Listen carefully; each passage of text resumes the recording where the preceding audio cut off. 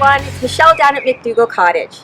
To celebrate our region as being the first in Canada to be designated bee-friendly, the Region of Waterloo Museums wanted to give you some great tips and tricks on how to make your own backyard a bee-friendly sanctuary.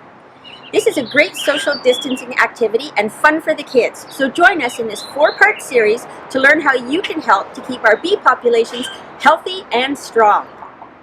Our garden has several features that are helpful for bees and their pollinator friends.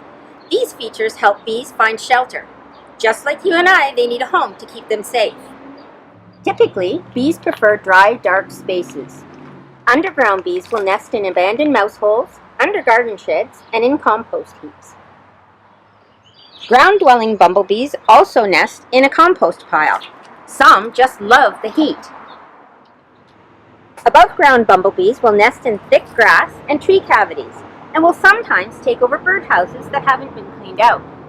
If you want to encourage bees to have a safe home in your garden, you can make one yourself.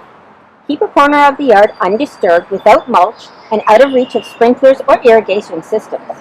This will help because 70% of our native bees, mostly solitary types, live and nest in the ground, preferably in an area with sandy soil. Another great tip to make your yard welcoming to bees and their pollinator friends is to plant a lot of flowers. Choose a variety of native species of all shapes and sizes and colors. If you are planting flowers, plant lots. It's helpful for bees if there's a lot of food in one area. Transforming your lawn into a bee sanctuary is very simple. Just leave it alone. Mow your lawn less or shrink your garden down and replace it with flowering plants. Letting things like dandelions and creeping thyme grow is great for pollinators and means less work for you. Sure sounds like a win-win. This will also make it a little easier on your pocketbook, as you won't need to spend money on pesticides, which only harm the bees.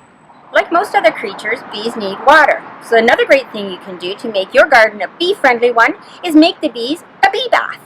Just find something shallow, like an old chip plate or pail lid, and place it on the ground where the bees gather, or where you will want them to gather, like near a struggling plant.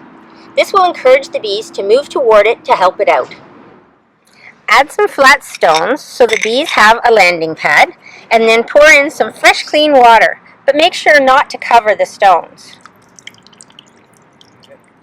Change the water every few days to make sure mosquitoes don't settle in, and ta-da! You have a bee bath, which also will attract birds and butterflies. You can see that by making just a few simple changes to your gardening routine and letting nature do what it does best, you can do a lot to help keep our bee populations healthy and strong. Don't forget to check out the other 3 videos in our series, and thank you for supporting our bee-friendly region goals. Stay well and be safe!